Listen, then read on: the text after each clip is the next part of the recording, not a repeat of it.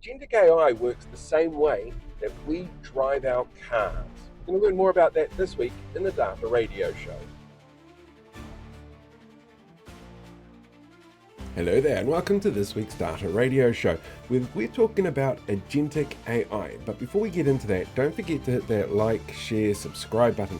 And remember that everybody who subscribes over December, January, and February of 24 and 25 goes in the draw to win a $50 Google Play card. So why wouldn't you follow in the chance of actually being able to win an awesome prize? Because who doesn't love free stuff? Anyway, this week's episode is all about Agentic AI, which is a four-step process essentially for problem solving that takes on a whole bunch of different data inputs. So that perception is the very first step of it. Then there's reason, there's performance or acting on the information that's fed to it, but then there's also learning specifically from the data inputs and the outcomes of their actions. It's a bit of a cyclical process, like many things with AI is these days. You know, perhaps the best person to talk about this is going to be Tech Data's Sheng Lan. He is very much an expert on the field as opposed to me, who is not. He's going to sit down and have a chat with Sam and go through a little bit of stuff around Agentic AI so you can learn a little bit more about how it actually works behind the scenes and maybe some of the applications that you'll be able to see it being rolled out into over the next sort of 12 to 24 months. So yeah, let's jump over and have that conversation there. Hello, listeners and viewers. Today I'm joined by Sheng Lan, and we're going to be talking about Agentic AI. This happens to be the number one trend that Gartner has picked out for 2025. And so to get us started on this discussion, I thought I'd share something from a recent NVIDIA conference. Now, for those of you who have been asleep under a rock for the past 5 years, NVIDIA is the largest market capitalized company in the world, just around $3.5 trillion, edged just slightly ahead of Apple, or overtook Apple in the last 18 months as being the largest corporation in the world.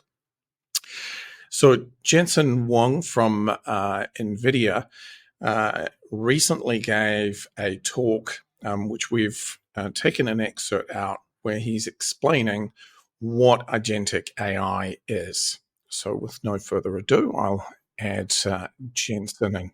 First AI is basically a digital AI worker. These AI workers can understand, they can plan, and they can take action. Sometimes the digital AI workers are being asked to execute a marketing campaign, support a customer, come up with a manufacturing supply chain plan, optimize a chip, help us write software, maybe be a research assistant, a lab assistant in the drug discovery industry. Maybe this agent, is a tutor to the CEO. Maybe there's a tutor for all of our employees. These digital AI workers, we call them AI agents, are essentially like digital employees. And just like digital employees, you have to train them, you have to create data to welcome them to your company, teach them about your company. You train them for their particular skills depending on what function you would like them to have. You evaluate them after you're done training them to make sure that they learned what they're supposed to learn. You guardrail them to make sure that they perform the job they're asked to do and not the jobs they're not asked to do. And of course, you operate them, you deploy them, provide them energy from Blackwell, the AI tokens from Blackwell, and they interact with other agents to work as a team to solve problems. Well, you're going to see all kinds of different agents, and we created several things to make it easier for the ecosystem to be able to build AI agents for companies. So Sheng, I guess this is quite an interesting introduction. How would you kind of sum up what you just heard from Jensen, and how are you starting to see it play out in Australia? Yeah, Sam, I think this speech I also watched on YouTube. I think is a good introduction for this concept, AI agent. Jason kind of think that as a digital worker or AI worker. I think the concept to use AI or to use some technology to help people is not new concept that has been in decades, maybe hundreds of years. So another way I think we can to think about what this AI agent or digital worker is different compared to like prior or before generative AI times. I do have a slide we can quickly work through for this one and better understanding the AI agent from the Jason speech. So we can start something we are more familiar or some simple. That is this RPA stand for robotic process automation. So the good example is to think about some basic task is repetitive and you just want to do some RPA to automate that, like data entry or to do some document process.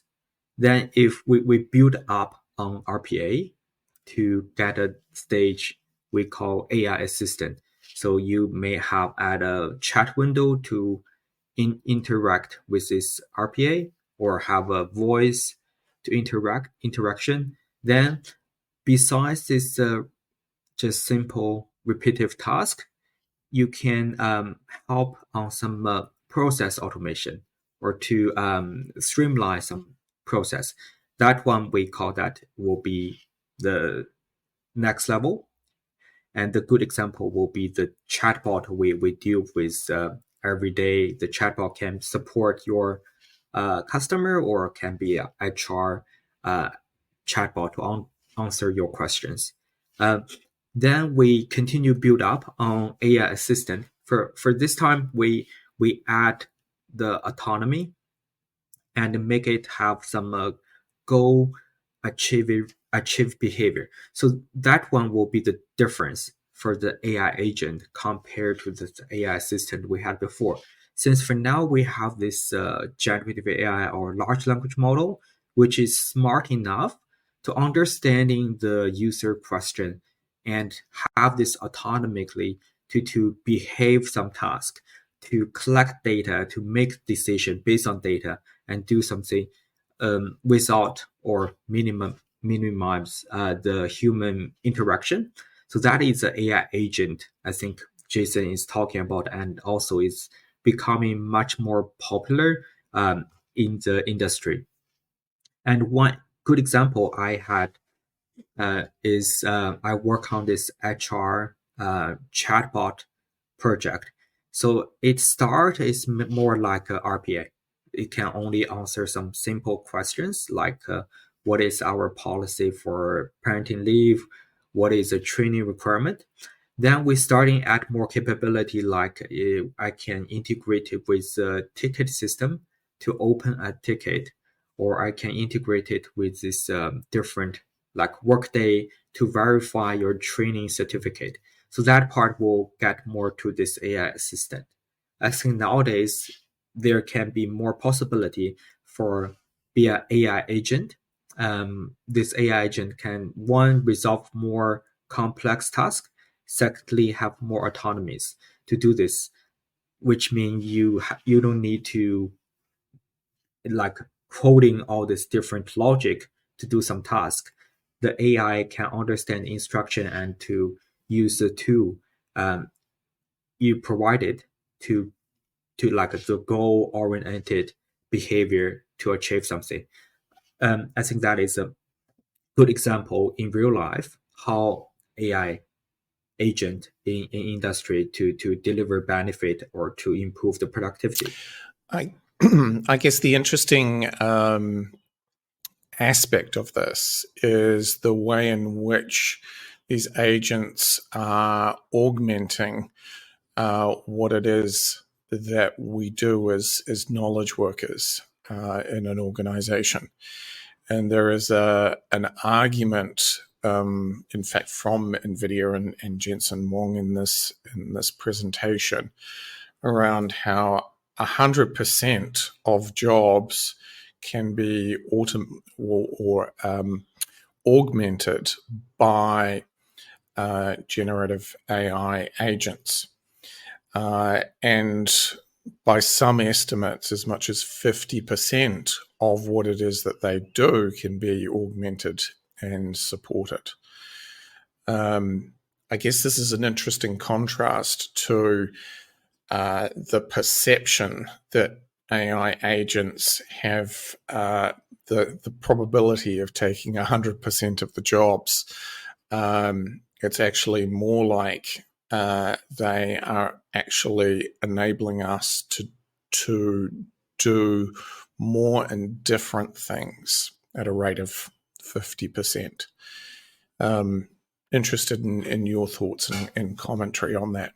Yeah, I'm a firm believer that the AI will not take 100% of the people's job, but that gives the possibility for a human to do more. Like the AI can maybe handle 50 of your job. You have more time to create, to do something more important, more strategic, important.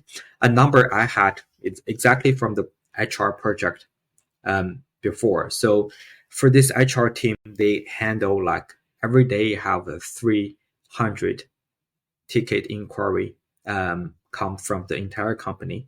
And this ticket will in this queue for like at least 2 weeks to get an answer. After we have the chatbot or AI assistant or agent can handle around half, like around 150 every day, up and down like 140, 160. But that is the data we monitor for 3 months. And for the rest 150, that still need HR team, human, to work on that complex case. And also some case we don't want AI to handle. We want to have a human to get involved to review. And the HR team now reduce the queue time, like from 2 weeks to 1 week. Everyone is happy and they have more time to create more impactful tasks, like improve the policy of HR, improve the employee digital experience.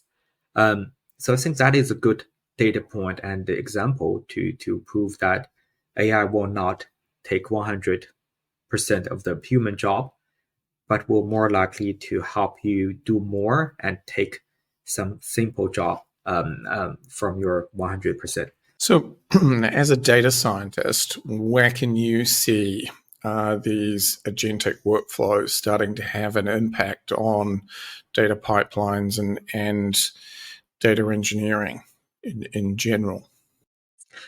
From my side, I may come to more delivery or implementation perspective.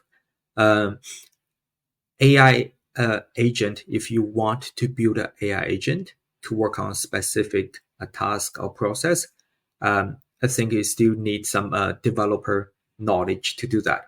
It's not that intuitive or straightforward like ChatGPT yet, but it definitely deliver more value because you create this AI agent.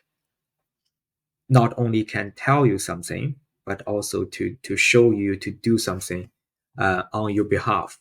That will be the more value comes from AI agent. Yeah, I guess where I'm hearing about it being deployed from a data engineering standpoint is around building data models more quickly, essentially faster, better, cheaper. Requirements gathering, also building out data structures is another example that I've heard. So I guess on one hand, you've got these agents being able to be deployed in any number of different roles. But there are some very specific things that you can expect to see these agents helping with, especially in coding and development. And I think more broadly, coding and development, data engineering, the application of data science is part and parcel with development, like digital development, effectively. So you're going to see more and more agents deployed there. One interesting example that Jensen used there was around chip optimization, that they actually, NVIDIA themselves, are walking the talk by having AI agents that help them optimize chip design. And there are other examples through that presentation, which I recommend viewers actually and listeners take a look at as well. Yep. Sheng, anything to add from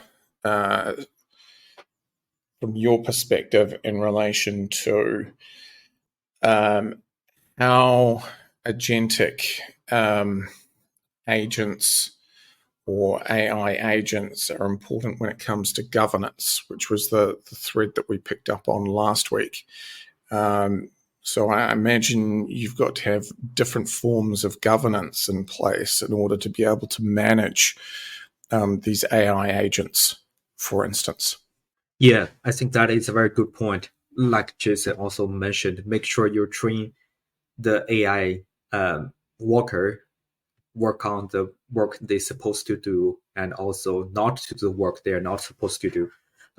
From a governance perspective, a lot of the concept we need to consider is maybe we can mimic, like if you have onboard a new intern or onboard a new employee on some task for some department, you manage the access, make sure the AI worker also have the access they're supposed to have, instead of getting other data, or we call that leakage, or some other kind of the data information not supposed to get access to the AI. Then also makes the AI work behave appropriately. So you may monitoring the work AI conducted, like the maybe the response from the AI or some decision made by the AI. There may need some human interaction to make sure this is appropriate under the regulation and compliance. Technology perspective, there's a lot of use case we have seen. For example, the Microsoft Copilot for 365 in enterprise environment. The Copilot have the data access to different department and different data access based on the user profile. But sometimes the document may be mislabeled with wrong access control. So that means broader group can access data, but it's supposed to restrict for a specific team.